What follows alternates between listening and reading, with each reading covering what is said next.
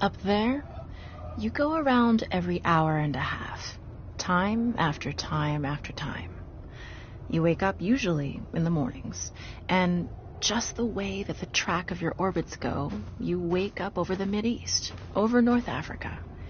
As you eat breakfast, you look out the window as you're going past, and there's the Mediterranean area, and Greece, and Rome, and North Africa, and the Sinai, the whole area. And you realize that in one glance, that what you're seeing is what was the whole history of man for years, the cradle of civilization. And you go around down across North Africa and out over the Indian Ocean and look up at that great subcontinent of India, pointed down toward you as you go past it. And Ceylon off to the side, Burma, Southeast Asia, out over the Philippines, and up across that monstrous Pacific Ocean. Vast body of water. You've never realized how big that is before. And you finally come up across the coast of California and look for those friendly things. Los Angeles and Phoenix and on across El Paso. And there's Houston. There's home. And you look, and sure enough, there's the Astrodome. And you identify with that, you know? It's an attachment. And down across New Orleans, and then looking down to the south, and there's the whole peninsula of Florida laid out. And all the hundreds of hours you spent flying across that route, down in the atmosphere, all that is friendly again. And you go out across the Atlantic Ocean and back across Africa. And you do it again, and again, and again. And that identity, that you identify with Houston, and then you identify with Los Angeles, and Phoenix, and New Orleans, and everything. And the next thing you recognize in yourself is you're identifying with North Africa.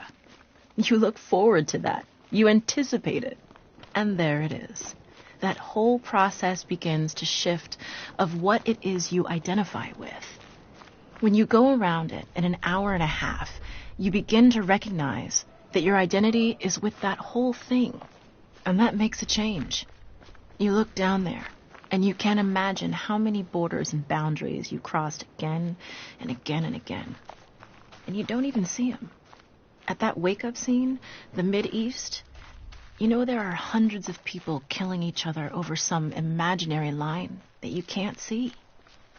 From where you see it, the thing is a whole, and it's so beautiful. And you wish you could take one from each side in hand and say, look at it from this perspective.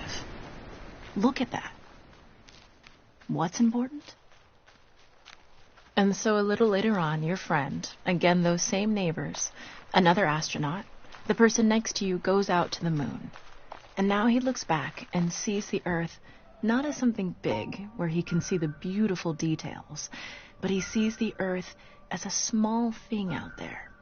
And now that contrast between that bright blue and white Christmas tree ornament and that black sky, that infinite universe, really comes through. The size of it, the significance of it, it becomes both things.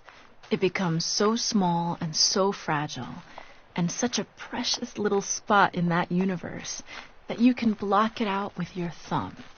And you realize that on that small spot, that little blue and white thing is everything that means anything to you. All of history and music and poetry and art and war and death and birth and love, tears, joy, games, all of it is on that little spot out there that you can cover with your thumb. And you realize that that perspective, that you've changed, that there's something new there. That relationship is no longer what it was. And then you look back on the time when you were outside on that EVA and those few moments that you had the time because the camera malfunctioned, that you had the time to think about what was happening. And you recall staring out there at the spectacle that went before your eyes.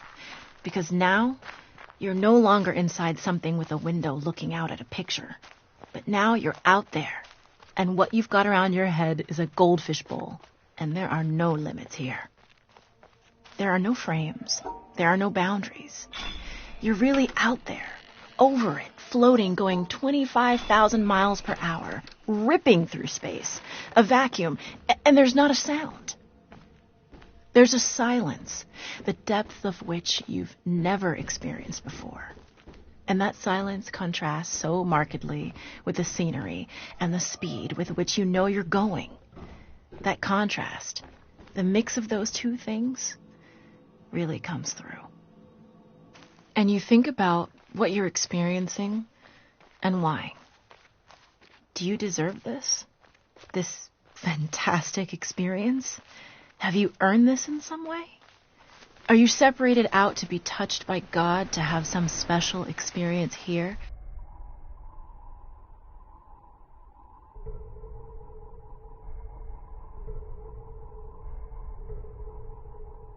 That other men cannot have? You know the answer to that is no. There's nothing that you've done that deserves that earned that. It's not a special thing for you. You know very well at that moment, and it comes through to you so powerfully, that you're the sensing element for man. You look down and see the surface of that globe that you've lived on all this time, and you know all those people down there. They are like you. They are you. And somehow you represent them when you are up there. A sensing element, that point out on the end, and that's a humbling feeling. It's a feeling that says you have a responsibility. It's not for yourself. The eye that doesn't see does not do justice to the body. That's why it's there. That's why you're out there. And somehow you recognize that you're a piece of this total life. You're out on that forefront and you have to bring that back somehow. And that becomes a rather special responsibility. It tells you something about your relationship with this thing we call life. And when you come back, there's a difference in that world now.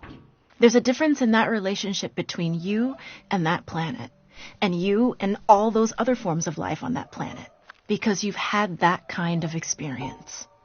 It's a difference, and it's so precious. And all through this, I've used the word you because it's not me. It's not Dave Scott. It's not Dick Gordon, Pete Conrad, John Glenn. It's you. It's us. It's we.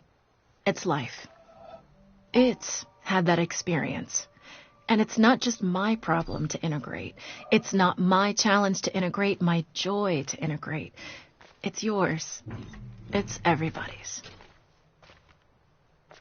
Russell Schweikart, 1975.